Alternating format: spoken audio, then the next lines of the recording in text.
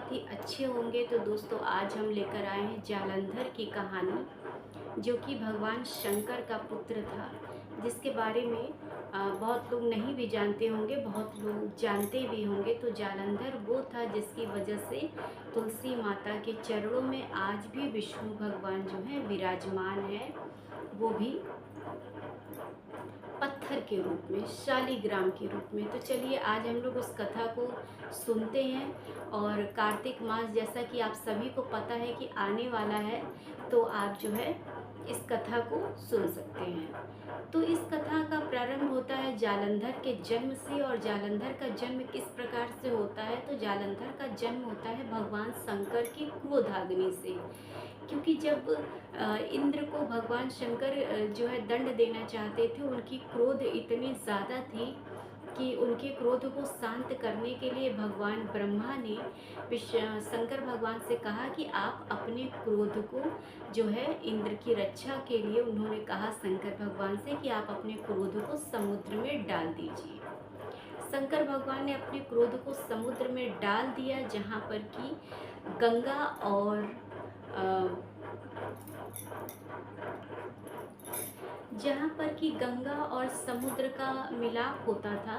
तो उनके जिससे आज हम लोग महासागर भी कहते हैं गंगा महासागर भी उसे कहते हैं हम लोग। तो उनके मिलाप से जो है कि जालंधर का जन्म हुआ, जालंधर की उत्पत्ति हुई। और वो इतना ज़्यादा जो है कि बलवान और शक्तिशाली बच्चा था कि उसकी जन्म से के उसके आवाज़ से जो है कि पूरा देवता, पूरा पृथ्वी, पूरा सबके लोग जो है कि वो कानों से बहरे हो गए।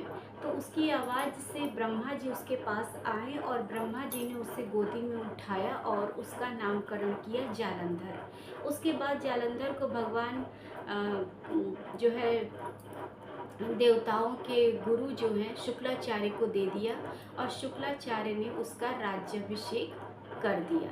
जालंधर इतना ज़्यादा बहादुर था कि उसने लगभग कुछ ही दिनों में सारे जो है कि पृथ्वी, पाताल, इंद्र, हर लोक पर अपना कब्जा कर लिया। उसके बाद वो भगवान शंकर के पास भी पहुंच गया, और भगवान शंकर के पास पहुंचकर वो माता पार्वती को भी अपने पास रखना चाहता था।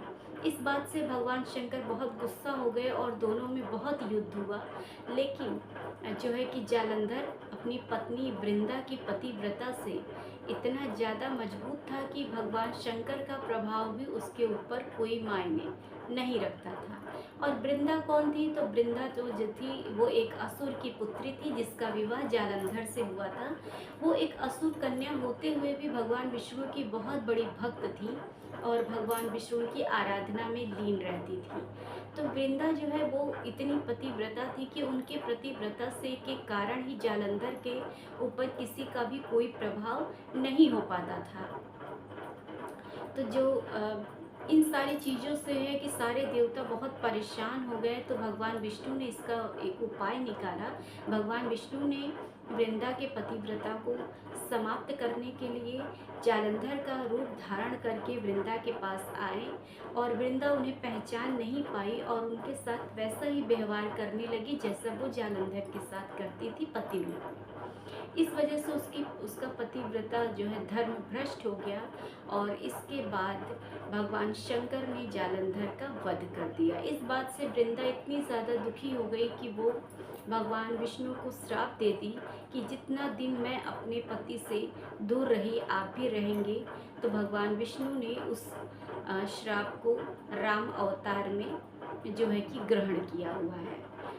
इसके बाद भगवान विष्णु ने वृंदा से क्षमा याचना की और उन्हें आशीर्वाद दिया कि कार्तिक के महीने में तुम्हारी पूजा आराधना बहुत ही अच्छे से जो करेगा उसे मैं हमेशा सुख समृद्धि प्रदान करूँगा, और मैं शालिग्राम के रूप में तुम्हारे चरणों में हमेशा पड़ा रहूँगा।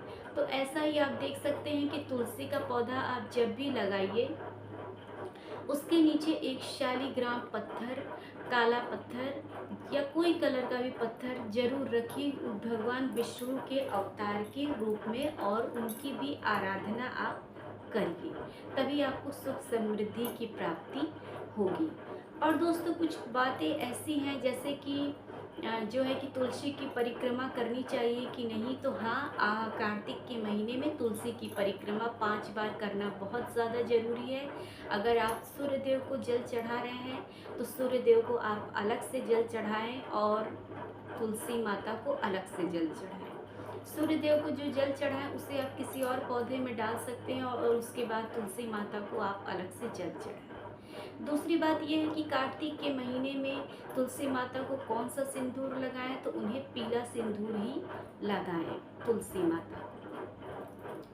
और बात ये भी तीसरी है कि जो है कि कुंवारी कन्याएं किस तरह से कार्तिक मास का पूजन करें, तो वो हर उसी विधि विधान से पूजन करें। वैसे ही सुबह सूर्योदय से पहले स्नान करें, आराधना करें, जल दें, बस वो सिंदूर न लगाएं। और जो विवाहित स्त्रियां हैं वो सिंदूर जरूर लगाएं और रात को दीपदान जरूर दें, चाहे वो कन्या हो चाहे वो विवाहित स्त्रियां हो। और दोस्तों, बहुत लोग ये भी समझना चाहते हैं कि कार्तिक के महीने में अगियारी या हवन करना चाहिए कि नहीं, तो हाँ जी हाँ, ज़रूर करना चाहिए। आप अगियारी करिए, हवन करिए, भगवान से आराधना करिए, ये भगवान विष्णु सत्यनारायण भगवान की कथा कराइए। ये सारी चीज़ें इस महीने में होती हैं। तो अगर आप लोगों को वीडियो अच्छी लगे तो वीडियो को लाइक करिए, चैनल को सब्सक्राइब करिए, कमेंट करिए, शेयर करिए। और अगर आपको और भी बहुत कुछ जानकारी चाहिए तो हमारे चैनल पे बने रहिए। अपना कीमती समय देने के लिए बहुत बहुत धन्यवाद।